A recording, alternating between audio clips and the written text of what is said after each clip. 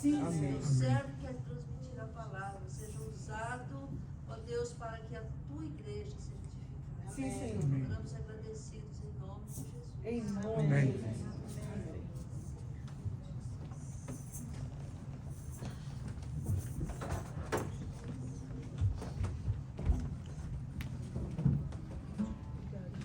A gente vai ter agora o momento das ofertas, onde a gente tem a oportunidade de ofertar ao Senhor.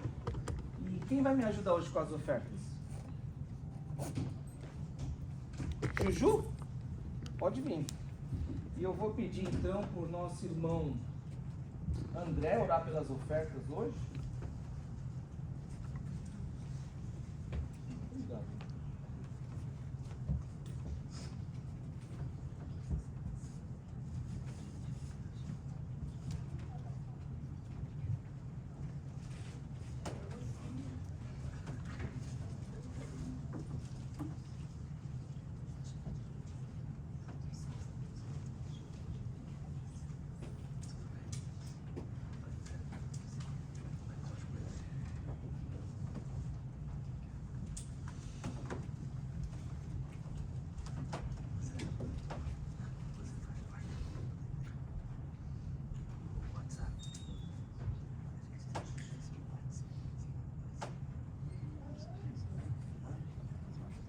Obrigado.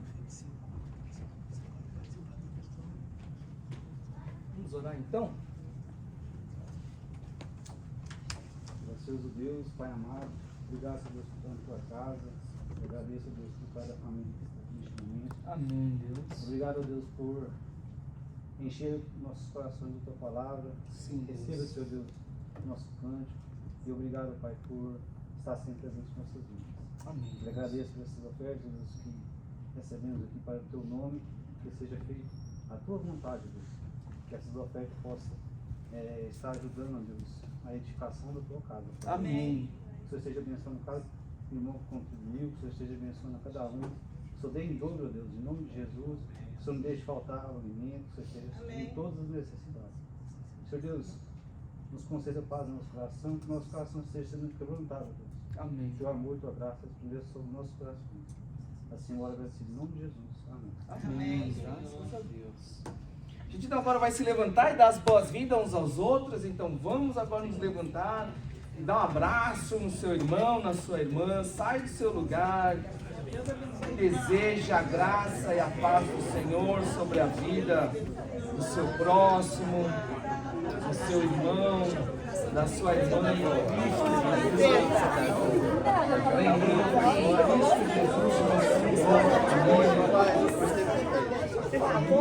Deus, corpo de Cristo, nação santa, sacerdócio real, Israel de Deus, a graça, a vida de Deus na presença dele,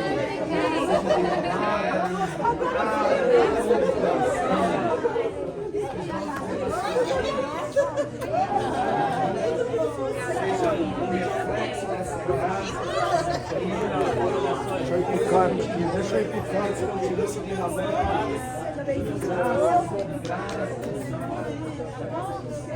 continue aí realizando a sua obra.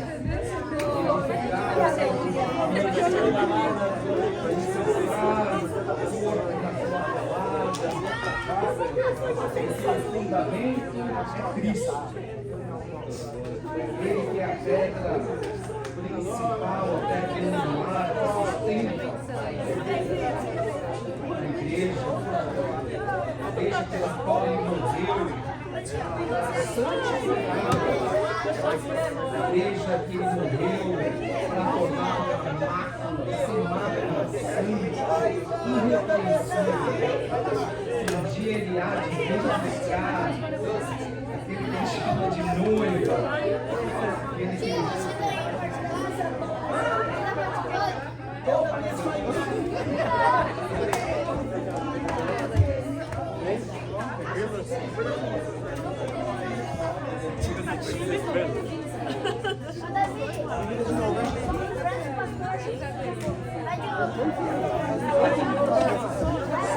Vai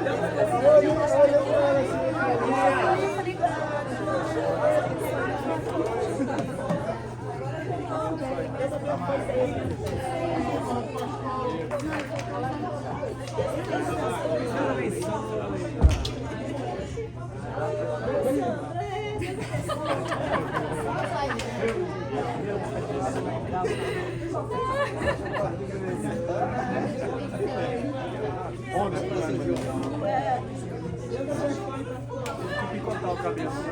Você tá com saudade da vovó? Ainda não, ainda tá cedo. Amém.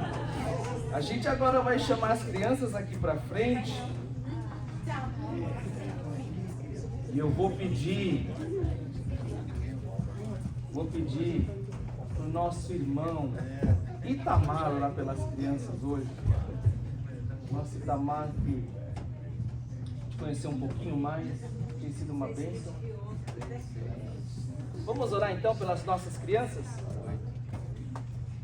Senhor, mais uma vez, diante da Tua presença, Pai, nós queremos Te agradecer por essa oportunidade, Sim, Deus. oportunidade ímpar que o Senhor nos dá, ó Pai, de estar na Tua casa, para aprendermos mais de Ti, para louvar e engrandecer o Teu santo nome, ó Pai.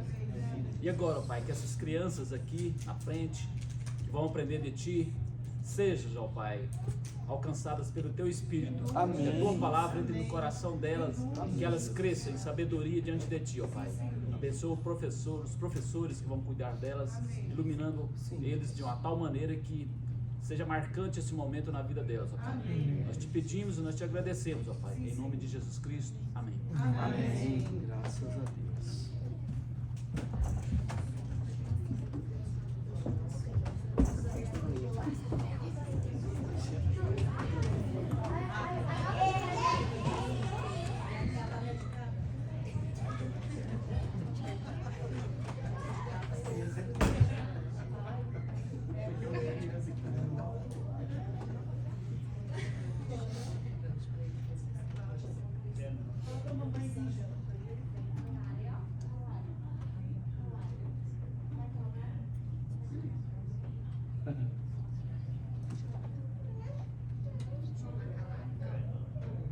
Amados,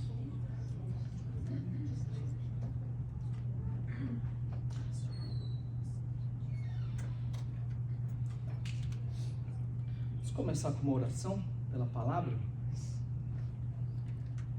Senhor nosso Deus, nosso Pai, nós pedimos agora que o Senhor fale aos nossos corações, quebrantando, ó Deus, o nosso orgulho, tudo aquilo que se põe como barreira entre o nosso coração e a Tua palavra. Arranca, ó Deus, dos nossos corações tudo aquilo que pode ser um empecilho para receber a Tua palavra. Ó Deus, remove dos nossos olhos essas escamas que nos impedem de enxergar completamente a graça do nosso Senhor Jesus Cristo. Que o Teu Espírito Santo esteja agindo em nossos corações, preparando, ó Deus, para que o nosso coração seja terra fértil, terra boa, para que a Tua palavra plantada gere muito fruto para a honra e glória do nome de Jesus. Por isso, ó Deus, nós pedimos que o Senhor abençoe as meditações dos nossos corações. Abençoe também as palavras que saem dos meus lábios, para que a honra seja somente Tua, nosso Senhor, o nosso Redentor, Jesus Cristo. Pai amado, Te agradecemos e oramos no Teu maravilhoso nome. Amém. E graças a Deus. Então vamos hoje abrir as nossas Bíblias em 2 Samuel, capítulo 11. E aí nós vamos ler alguns versículos desse capítulo, 2 Samuel, capítulo 11, lá no Antigo Testamento, porque hoje a gente começa uma nova série de mensagens. A gente vai falar de lições de um grande rei caído.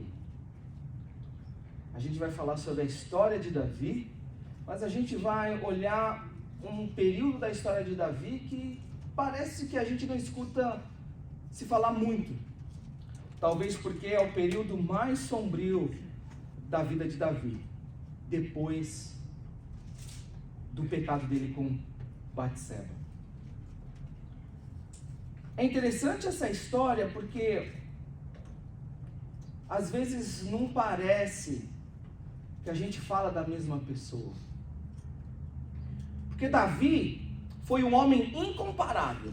Não existe homem como Davi.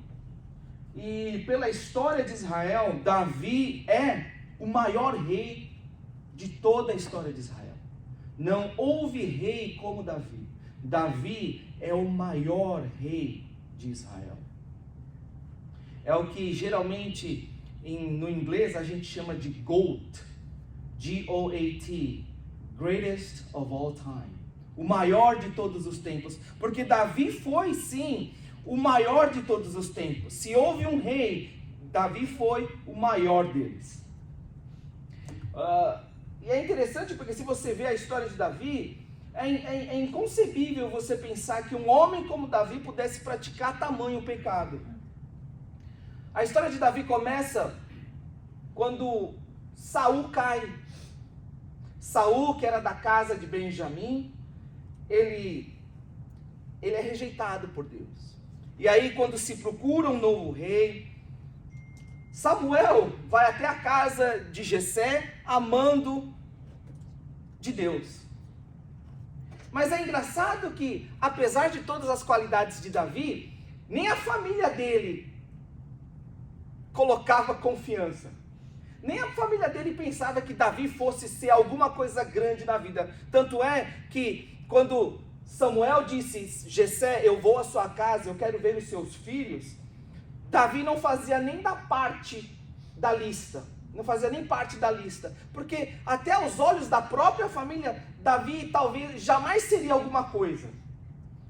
Mas, porque Deus tinha um plano especial na vida de Davi, naquele momento Davi, apesar da desconfiança da sua própria família, apesar da descrença da própria família, dos próprios irmãos, até do próprio pai nas suas habilidades, Davi naquele lugar, ele é ungido rei de Israel.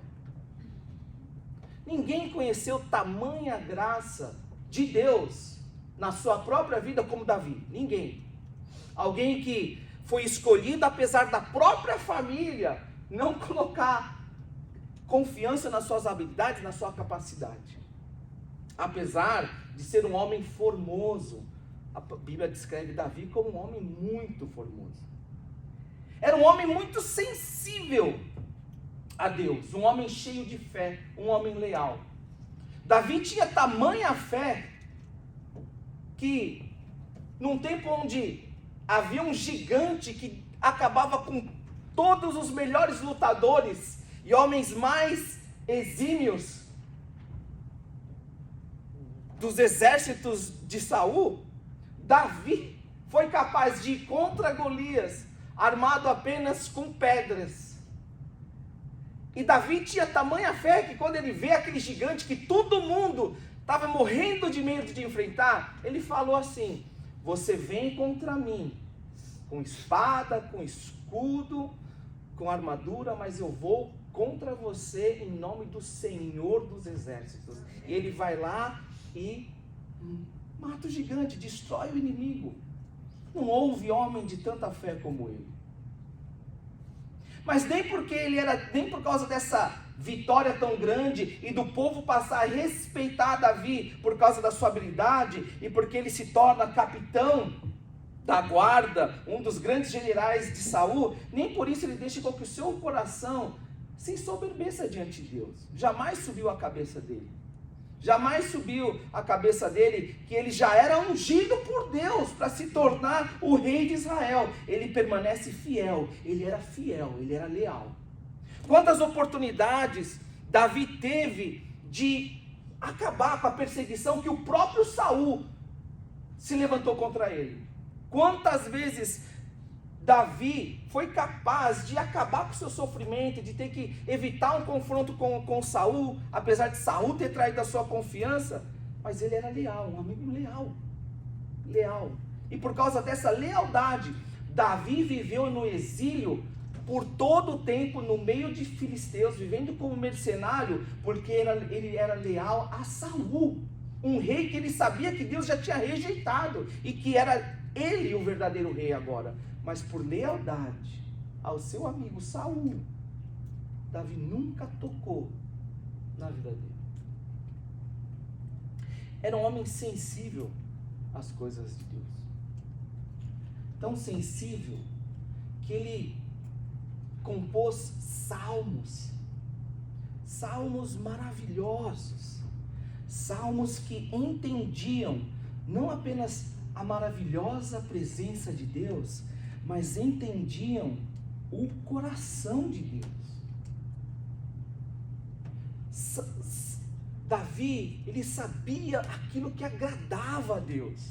Tanto é que no Salmo 40, olha o que Davi escreve. Olha o que Davi escreve no Salmo 40, a partir do verso 6. Sacrifícios e ofertas não quiseste, abriste os meus ouvidos, holocaustos e ofertas pelo pecado não requeres.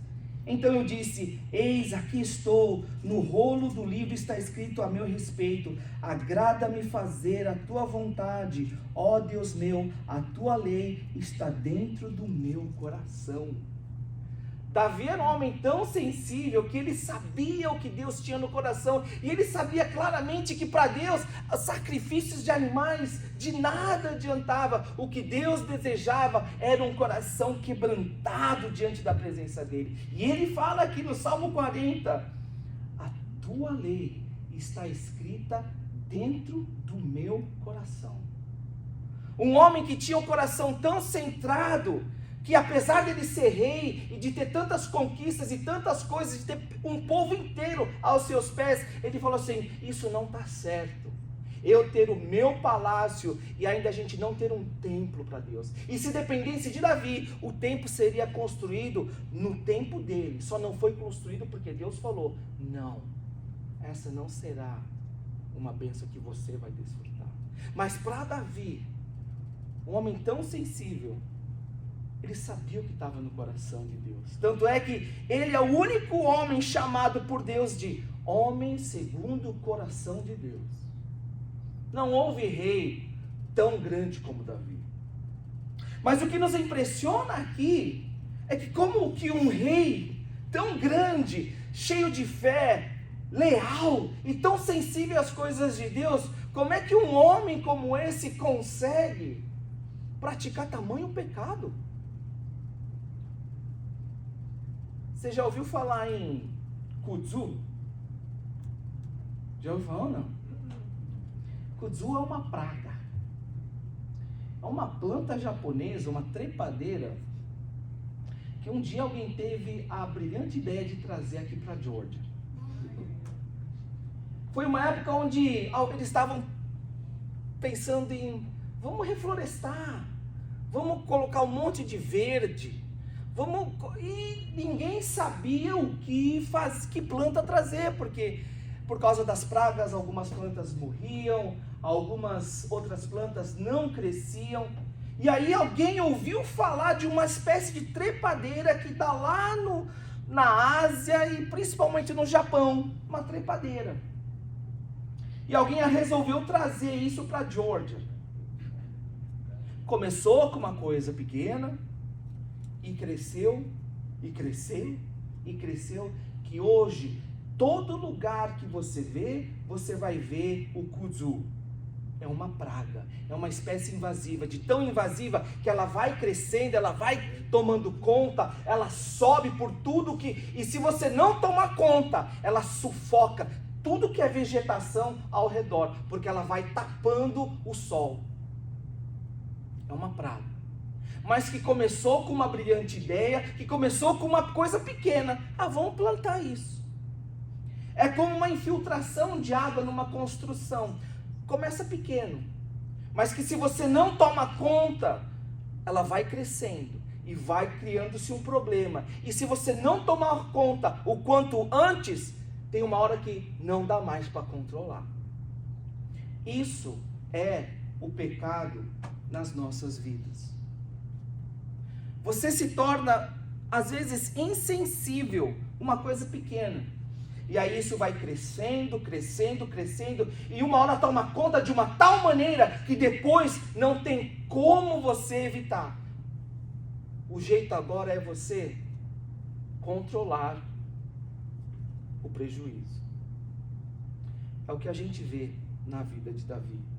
Tiago fala no capítulo 1, olha que interessante. Ele fala o seguinte: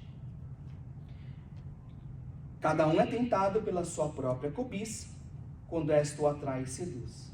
Então a cobiça, depois de haver concebido, dá à luz o pecado, e o pecado, uma vez consumado, gera a morte. Começa pequeno e vai crescendo. E depois não tem como evitar as consequências. Alguém disse uma vez: destrua o pecado quanto antes, senão o pecado destruirá você. Destrua o pecado quanto antes, tome conta. Está vendo aquela infiltração? Conserta isso o mais rápido possível. Porque se você deixar, o pecado destruirá você. Aquela infiltração cresce, toma conta e destrói toda a casa. Esse é o poder escalador do pecado, vai te consumindo. E é isso que a gente vê agora em 1 Samuel, capítulo 11. É isso que a gente vê nesse capítulo, um homem que era tão sensível diante de Deus, um homem cheio de fé, um homem tão leal, e tudo isso ser totalmente destruído por causa do pecado. Vamos ler aqui do versículo 1 ao 5. Olha o que a palavra de Deus fala em 2 Samuel capítulo 11, versículo 1 ao 5. Decorrido um ano, no tempo em que os reis costumam sair para a guerra, Davi enviou Joabe e seus oficiais e todo Israel. Eles destruíram os filhos de Amon e sitiaram a cidade de Rabá, mas Davi ficou em Jerusalém. Uma tarde, Davi se levantou do seu leito e andava passeando no terraço do palácio real. Dali viu uma mulher que estava tomando banho. Ela era muito bonita. Davi mandou perguntar quem era. Disseram-lhe: é Batseba, filha de Eliã e mulher de Urias o Heteu. Então Davi mandou mensageiros que a trouxessem. Ela veio e ele se deitou com ela. Ora, Batseba tinha acabado de se purificar da impureza da menstruação. Depois ela voltou para casa. A mulher concebeu e mandou dizer a Davi: estou grávida. A primeira coisa que a gente vê na vida de Davi é que todo grande pecado nasce em uma pequena tentação. O pecado, ele destrói a sua sensibilidade espiritual. O pecado, ele vem quando você está naquele estado de dormência, de complacência. É interessante aqui que no versículo 1, o autor disse o seguinte: decorrido um ano no tempo em que os reis costumam sair para a guerra. Por quê? Porque era um momento onde Davi, ele devia ter consumado a sua vitória contra o inimigo, que ele descreve no capítulo 10. Eles estavam quase que totalmente destruindo o inimigo. Então, a responsabilidade de Davi naquela hora era o quê? Se levantar como rei, liderar as tropas e ali acabar com o inimigo e destruir tudo. Mas é interessante que a palavra de Deus fala que nos tempos em que os reis saíram para a guerra, onde é que estava Davi? Davi ficou em Jerusalém. Ele perdeu aquela sensibilidade de qual era a vontade de Deus, aonde era o seu lugar e o que ele deveria estar fazendo. Uma coisa tão ordinária, tão comum. Por que não? Por que não ficar em casa e já que tudo estava sob controle, era só chegar lá e dar o checkmate, por que não colocar isso nas mãos de um general capaz, como Davi fez, e deixar com que as coisas rolassem? Por que não dar um tempo e desfrutar aquilo que a vida proporcionava a Davi? Tudo começa pequeno. Davi tinha todo o direito de descansar, mas aquilo foi uma oportunidade para que a tentação entrasse na vida de Saul. Foi naquele tempo onde Davi estava menos sensível à vontade de Deus, onde ele sai para fora e tem uma visão. Uma mulher deslumbrante tomando banho. Quem consegue controlar o olhar? Alguns dizem que você não controla o primeiro, mas você controla o segundo. Tudo começa pequeno. Se talvez Davi tivesse controlado o segundo olhar, opa, não devia ter visto. E virado o rosto, voltasse para o seu quarto e voltasse a fazer aquilo, jamais as consequências que ele colhe depois teriam acontecido. Mas o que acontece? Ele não consegue evitar o segundo olhar. E aí, aquilo que era pequeno começa a crescer. E porque ele tinha perdido aquela sensibilidade do Salmo, onde ele fala, a tua palavra está no meu coração. Ele perdeu aquela sensibilidade de saber aquilo que estava no coração de Deus, de que Deus se alegrava com um coração quebrantado, um coração que era totalmente aberto a louvar a Deus, independente do que as pessoas falavam e viam, um coração que não tinha vergonha de exaltar ao Senhor, ainda que completamente nu, porque a arca da aliança estava voltando para Jerusalém. Perdeu aquela sensibilidade. E não apenas ele olha aquela mulher e cobiça dentro do seu coração aquela mulher, ele manda perguntar, quem é essa mulher? Talvez se ele tivesse parado ali, tudo bem, era uma coisa que nós pecamos. Bastava ele ir de joelhos no seu quarto, bater no seu coração e falar, Senhor, eu me arrependo, purifica os meus olhos, purifica esse meu pensamento carnal, crucifica esse meu desejo, Senhor. Mas por causa da insensibilidade que o pecado estava gerando no seu coração, aquele pequeno olhar cresceu. Ele manda perguntar quem é essa mulher, e não apenas isso, ele agora passa a utilizar sua autoridade real e manda buscar aquela mulher. Às vezes alguém pergunta assim, por que a mulher obedeceu? Porque naquela época, ela jamais poderia ter dito não. Dizer não seria uma afronta contra o rei, e aí o rei poderia matá-la. Não havia para aquela mulher possibilidade de rejeitar um comando real. E Davi sabia disso. Ainda que Davi soubesse que ela era casada, ainda que ela soubesse que era casada, Davi usa da sua autoridade real para dar vazão ao seu pecado. Ele manda chamar a mulher e faz tudo aquilo que não apenas ele imaginou na sua mente e que tinha dentro do seu coração, mas dá consumação ao seu pecado. Tanto é que depois o que acontece é o resultado daquele pecado. Batseba está grávida. E começou pequeno. E começou porque Davi estava insensível com relação à tentação e à presença do pecado na vida dele. Mas não é só isso. Aquele pecado corrompeu o espírito de lealdade que Davi tinha. Olha o que a palavra de Deus fala a partir do versículo 6. Então Davi enviou mensageiros a Joabe dizendo, manda-me Urias o Eteu, que era o marido da mulher. E Joabe mandou Urias a Davi. Quando Urias chegou, Davi perguntou como estava Joabe, como se achava o povo e como ia a guerra. Um monte de papo furado.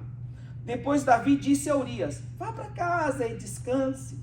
Urias saiu do palácio real e logo saiu atrás dele um presente do rei, bajulador.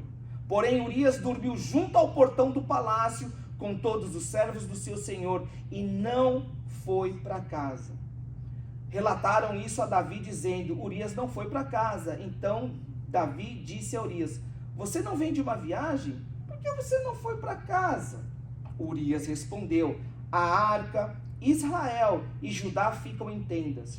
Joabe, meu senhor, e os servos de meu senhor estão acampados ao ar livre.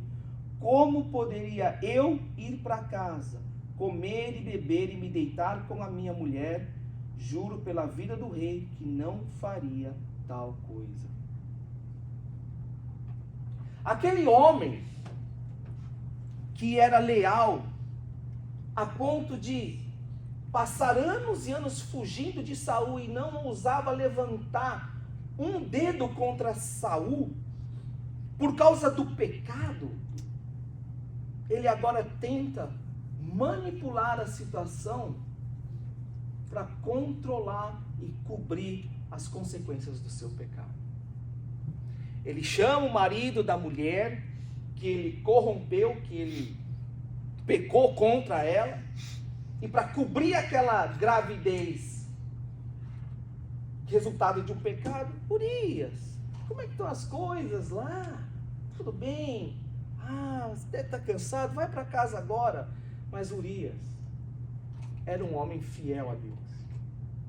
Era leal aos amigos. Tanto é que ele é tão leal que ele não tem coragem de ir para casa. E quando Davi pergunta, você não está cansado, você não vai para casa? Ele fala assim, como é que eu vou para casa, sendo que os meus companheiros de luta estão lá no campo dormindo ao relento? Como é que eu vou para casa, sabendo que todo mundo está batalhando e eu estou aqui? Davi não consegue dobrar o homem, que fica em contraste com a pecaminosidade de Davi e a inocência de Urias. A palavra aqui de Deus mostra para nós que Urias, o marido de Batseba, era um homem inocente, leal, fiel. Oposto de Davi, que havia se tornado, por causa do pecado, um homem manipulador e desleal. Porque Urias era um homem fiel a Joabe e, consequentemente, um homem fiel ao próprio rei Davi. Ele era um soldado de Davi, sob a autoridade de Joabe. Urias era fiel não apenas a Joabe, mas ao próprio Davi. Mas por causa do pecado, Davi estava insensível e Davi estava cego àquela lealdade.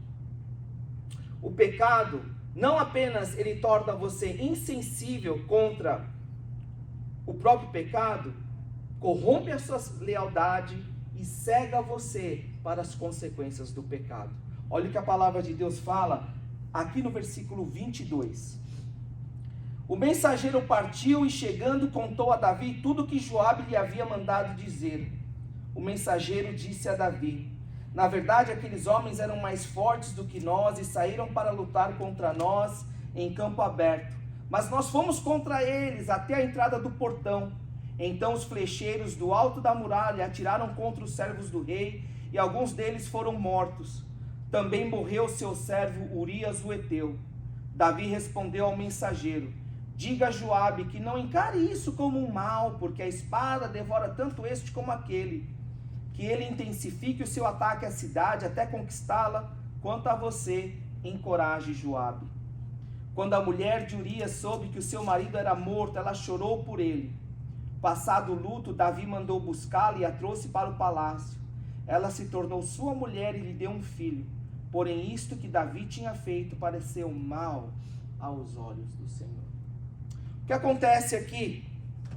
Depois de Davi ter tentado várias vezes bajular Urias e falar: Urias, vai para tua casa, porque Davi queria cobrir as consequências do seu pecado, aquela gravidez indesejada, Urias era muito fiel.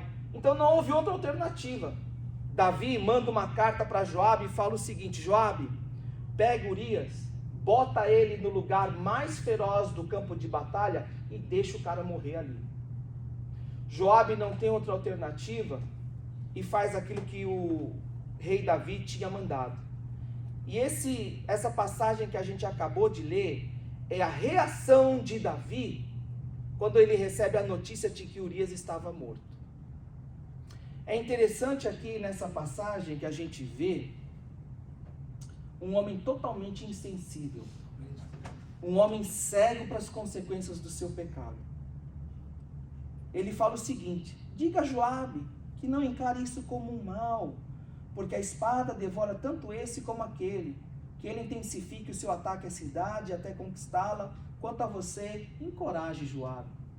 O que Davi fala para Joabe é o seguinte: Joabe, não se sinta culpado, porque eu mandei você matar Urias. Não, porque isso podia acontecer cedo ou tarde, porque ele era soldado, ia morrer uma hora ou outra, porque batalha é isso. Então, bola para frente, continua aí fazendo o que você tem que fazer, e que Deus te abençoe.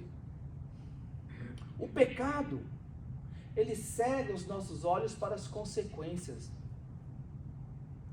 O que você vê aqui, o que eu vejo aqui nessa passagem, nesse capítulo hoje, é aquele homem cheio de fé, aquele homem tão sensível para as coisas de Deus, um homem que era tão leal aos seus amigos, transgredindo no mínimo 4 mandamentos.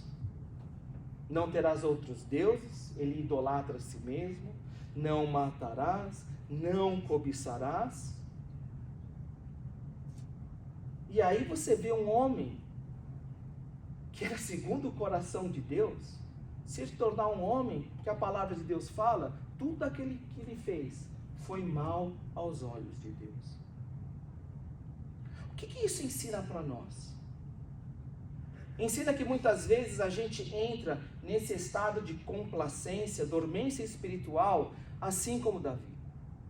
A gente olha muitas vezes a palavra de Deus e fala, mas eu não. Eu não minto, eu não mato, eu não roubo, então eu estou bem com Deus.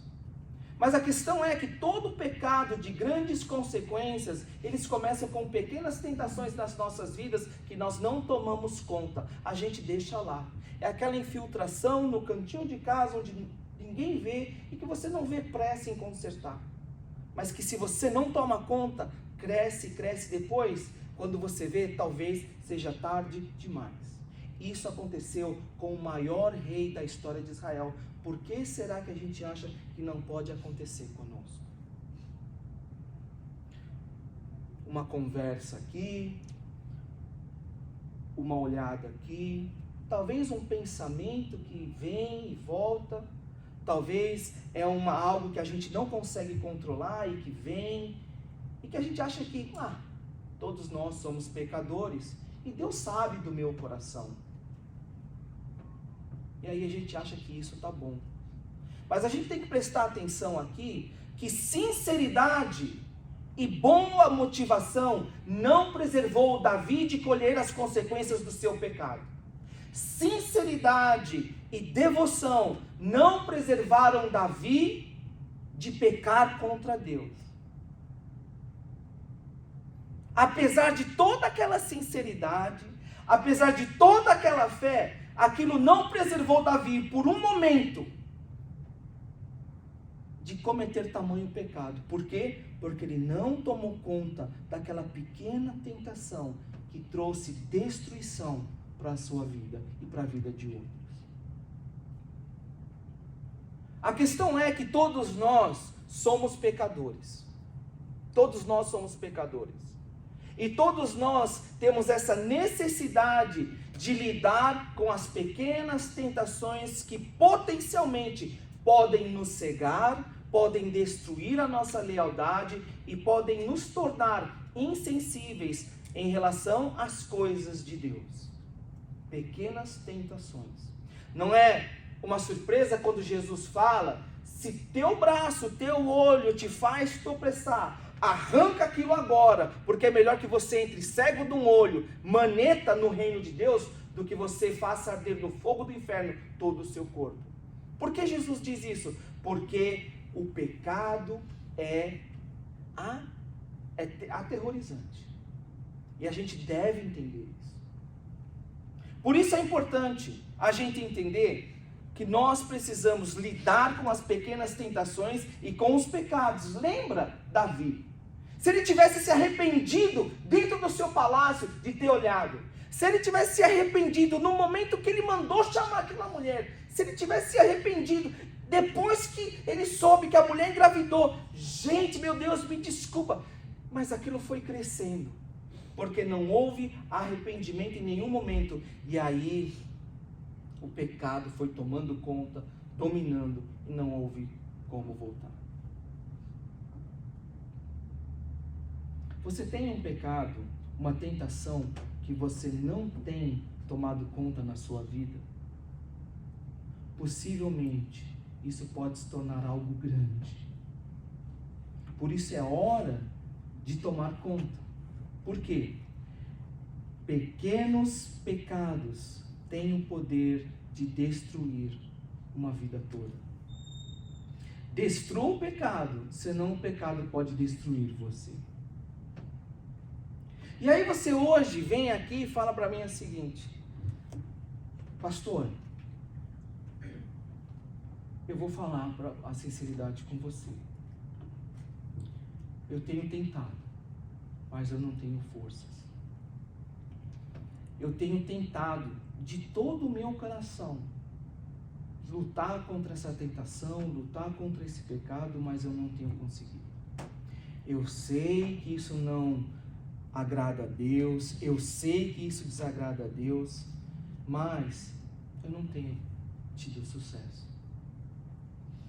E a palavra que eu quero deixar para você hoje é o seguinte: por que essa história de Davi está na Bíblia? Por que essa história de Davi está na Bíblia e Deus tocou no meu coração de compartilhar essa palavra com todos nós hoje? Porque se até hoje nós não obtivemos vitória contra o pecado, é porque nós não temos lidado contra o pecado com as armas corretas. Porque ninguém destrói pecado com as suas próprias forças. E é isso que a gente tem que entender.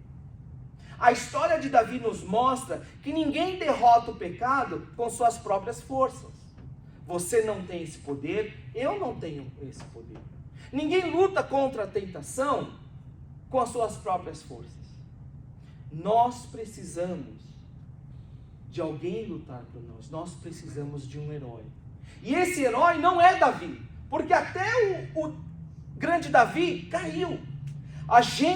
Nós como pecadores, nós precisamos de um herói que é o maior de todos os heróis. Nós precisamos de um rei que é o maior de todos os reis. E esse rei já veio. E esse rei é Jesus Cristo. Sensível, fiel e leal. Nós temos Jesus Cristo sensível, porque Ele é o próprio Deus, que sabe aquilo que nós passamos em nosso coração. Ele fala que Ele sabe que Ele é o bom sumo sacerdote e sabe o peso do pecado, porque Ele mesmo foi tentado pelo próprio Satanás. Se você tem que destruir um gigante na sua vida, que é o pecado, saiba que você tem um herói hoje que luta por você. E esse herói é Jesus Cristo. Ele é o grande herói, o rei dos reis, que veio para destruir esse grande gigante, que não podia ser derrotado pelas nossas próprias forças, o pecado. E Ele é sensível o bastante de saber a luta que todos nós passamos, porque Ele mesmo foi tentado por esse gigante, o próprio Satanás. Ele é fiel, porque Ele se chama de bom pastor, que dá a sua própria vida pelas suas próprias ovelhas. E Ele é o Rei dos Reis, aquele que tem o poder de destruir a presença, o poder e a pena do pecado sobre as nossas vidas. E Ele fez isso quando Ele morreu na cruz por nós. Então hoje, se você pergunta a si mesmo, como é que você pode destruir essas pequenas tentações, essa presença e esse poder do pecado nas suas vidas hoje? Você deve lutar com Jesus. Você deve se entregar a Jesus e falar: Jesus, eu não consigo pelas minhas próprias forças. Eu preciso que você me ajude a vencer esse gigante na minha vida. Eu não tenho forças, mas eu creio que você tem. Eu creio que quando você veio a esse mundo e morreu na cruz por mim, naquela cruz, o poder, a presença e a morte do pecado foram totalmente destruídos. Por isso hoje, em Cristo Jesus, eu quero que a presença e o poder do pecado em minha vida sejam totalmente destruídos. Por isso hoje, eu gostaria de convidar você a se levantar e a orar e clamar a Deus, colocando diante do Senhor todas as áreas da sua vida onde a tentação tem corrompido o seu relacionamento com Deus. Orando por todas as áreas da sua vida onde você tem travado essa batalha e muitas vezes você tem perdido essa batalha porque esse gigante tem sido um gigante enorme. Vamos orar por cada área da nossa vida onde nós temos lutado, mas com fé agora, sabendo que por nós, quem luta não é um homem, porque um homem é falho. Se Davi falhou, qualquer um vai falhar. Mas nós temos Jesus, verdadeiro Deus, verdadeiro homem, que luta por nós e nos assiste, intercedendo por cada um de nós à direita de Deus Pai. Vamos orar agora em nome de Jesus? Pai amado, nós estamos aqui hoje clamando ao Senhor e pedindo que o Senhor invada as nossas vidas agora, cada área, cada pedaço da nossa vida, e venha destruir o poder e a presença do pecado. Senhor, se nós temos travado batalhas e lutas contra a tentação, e muitas vezes nós temos perdido essas batalhas, ó Deus, que agora em nome do Senhor Jesus Cristo, que nós possamos agora quebrar essas cadeias, destruir essas correntes que nos prendem ao velho homem, e que agora o Senhor Jesus, o nosso Rei, o Rei dos Reis, venha nos libertar de toda tentação, de toda presença e de todo o poder do pecado, em o nome de Jesus. Pai amado, purifica os nossos pensamentos, purifica as palavras que saem das nossas bocas, purifica as nossas atitudes e ações. Pai amado, nós pedimos agora que o Senhor purifique os nossos relacionamentos, que o Senhor agora arranque da nossa vida tudo aquilo que pode ser agora potencialmente um grande pecado na sua vida.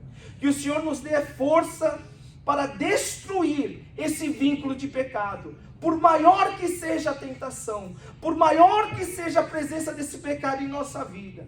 Que agora, em nome de Jesus, no poder da cruz de Jesus, nós sejamos agora totalmente libertos, ó Deus, do poder do pecado e da tentação, em nome de Jesus. Se os nossos corações agora estão aprisionados por algo, ó Deus, que nos escraviza, por algo, ó Deus, que nos escraviza a ponto de determinar a nossa identidade e como vivemos a nossa vida, que agora, ó Deus, esse poder escravizador seja arrancado em o nome de Jesus, e que Jesus venha verdadeiramente a nos libertar desse mal, em o nome de Jesus. Pai amado, nós pedimos que o Senhor liberte a nossa vida, ó Deus, de tudo aquilo que está nos aprisionando, e que verdadeiramente sejamos libertos, porque Jesus promete: conhecereis a verdade, e a verdade vos libertará. Pai amado, nós hoje descansamos nas promessas do nosso Rei e confiamos em Jesus, o nosso bom pastor, sabendo, ó Deus, que Ele está adiante de nós, nos liderando em vitória, e que nada nos arrebatará das suas mãos. Pai amado, que a cada dia, a todo instante, nós possamos viver com os nossos corações, não neste mundo, mas com o coração no reino de Deus e na sua justiça, descansando, crendo que em Jesus, no seu tempo, todas as outras coisas nos serão acrescentadas. Pai amado, que o Senhor seja glorificado através da tua igreja, é o que nós oramos e pedimos, em nome de Jesus. Amém e graças a Deus. E agora que o Senhor envia a tua igreja de volta ao mundo para o nosso campo missionário, que o povo de Deus, a família de Deus, cumpra a grande comissão, obedecendo ao grande mandamento, de amar a Deus e amar ao próximo como a si mesmo. E ao fazer isso, que a maravilhosa graça do nosso Senhor Jesus, que o amor inexplicável de Deus Pai, e a consolação e a força do Deus Espírito Santo estejam sobre todos vós, agora e para todo sempre. Amém e graças a Deus. Vamos sentar, irmãos, eu tenho alguns